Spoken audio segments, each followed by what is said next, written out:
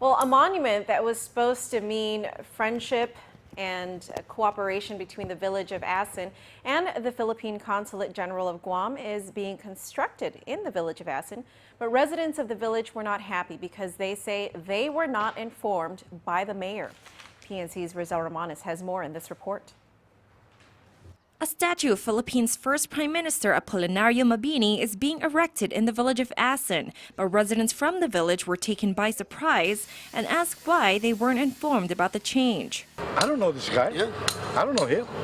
I'm sorry, but who's he? I'm part of the village of Asamina community, and we did not get any information at all until it was being erected. Is when I found out about it, and that's why I am mad about it, because we did not have any say. Some of Asin's residents are wondering why a monument for Mabini is being constructed in their village in the first place, and how is he relevant? Philippine Consul General Marciano de Borja says the statue was donated in celebration of Mabini's 150th birthday. He adds that Mabini is a significant figure to the Filipino community because he fought for the Philippines' independence during the Philippine-American War.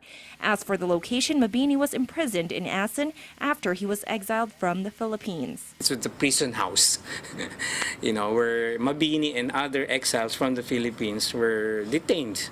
De Borja tells PNC that planning this project started in August when he reached out to the Mayor's Council of Guam. And I explained the relevance of honoring this great man on the island.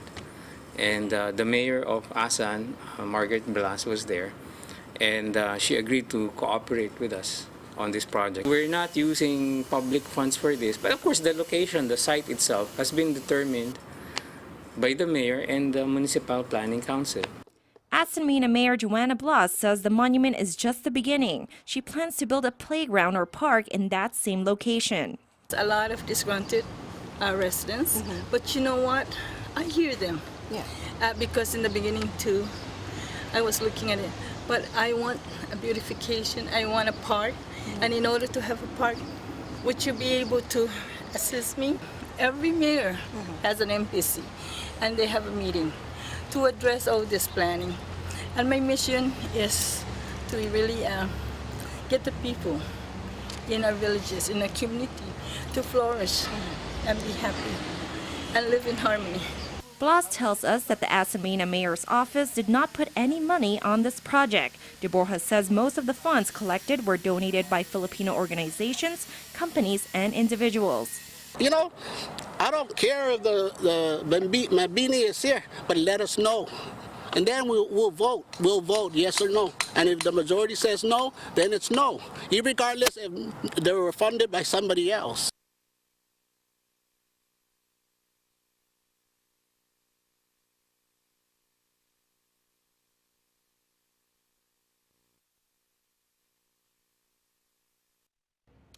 And the fisherman whose body was found in Achang Bay in Maritzo last week has been identified. The fisherman was 38-year-old Darwin Timothy. Island's medical examiner, Dr. Aurelio Espinola, performed an autopsy on Timothy yesterday and said that he had died from asphyxiation due to drowning. Guam Fire Department spokesman Lieutenant Ed Artero says the man was fishing with a small group last week Friday when he went missing. After rescue units searched for 3 hours, his body was recovered, and his death now marks the 17th water-related fatality of the year. And the 45-day comment period on the programmatic agreement for the proposed cantonment in Finagadzan began today. This proposed cantonment site is where DoD plans to house the 5,000 Marines that will be relocated to Guam from Okinawa as a part of the Guam military buildup. According to a release from NAVFAC Pacific, comments are being accepted through January 23rd of 2015. This project proposes to conduct construction and associated efforts to include design work, future improvements, and vertical construction projects within the bounds of the Finagadzan utilities and site improvements. To view the programmatic agreement, log on to the NAVFAC Pacific Cultural Information website at go.usa.gov/K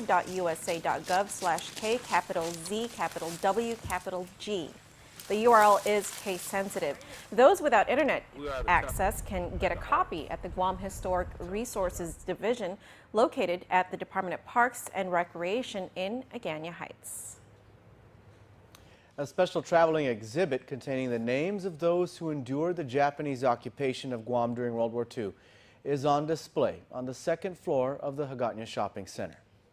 Senator-elect Frank Bloss Jr. says the wall of survivors contains the names of 15,891 war survivors.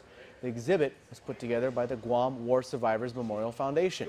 The foundation worked with the National Park Service to complement the wall that was recently restored up at the Asan Overlook. Bloss says this is just the start-off point for this traveling exhibit. The exhibit was opened on December the 8th, which is the day that the Japanese forces invaded Guam. Bloss says it's unfortunate that the National Defense Authorization Act, which was passed just days before the anniversary of the Japanese occupation, and it did not include war reparations for Guam. People, don't forget, or people should know what they went through. Guam was the only U.S. possession, and has been the only U.S. possession to be occupied by an enemy force in any war that the United States was in. And our people were made to be prisoners, on their own island, in their homes during that period of time. And we can't forget that.